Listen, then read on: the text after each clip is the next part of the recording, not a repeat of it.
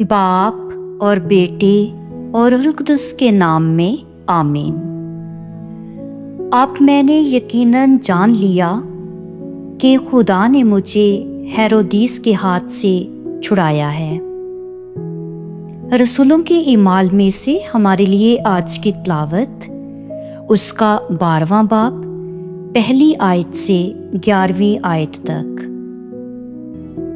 اور انہی دنوں میں ہیرودیس بادشاہ نے کلیسیا میں سے بعض پر ہاتھ ڈالا تاکہ انہیں ستائے، اور یوحنا کے بھائی یعقوب کو تلوار سے مار ڈالا۔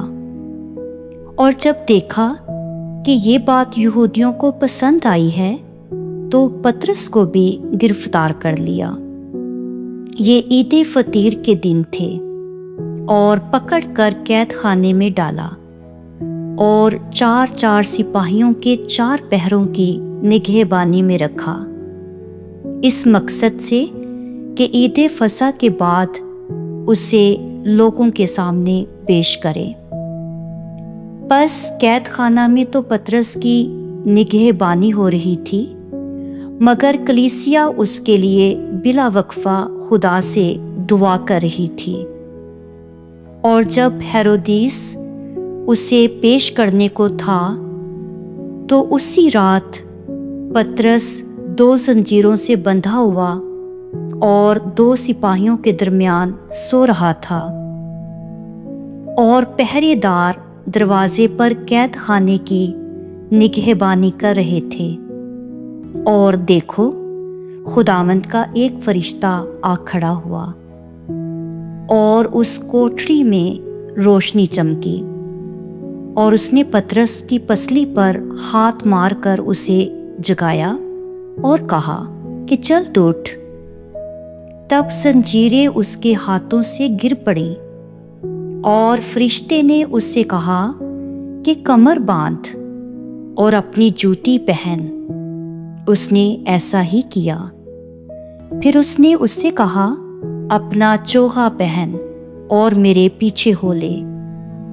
وہ نکل کر اس کے پیچھے ہو لیا، مگر نہ جانا کہ یہ جو کچھ فرشتے کی طرف سے ہو رہا ہے وہ واقعہ ہے، بلکہ یہ سمجھا کہ میں رویا دیکھ رہا ہوں۔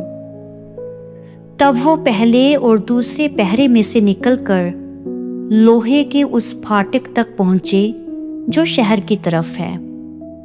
وہ خود بخود ان کے لیے کھل گیا۔ پس وہ نکل کر کوچے کے سرے تک گئے، اور فوراً فرشتہ اس کے پاس سے غائب ہو گیا۔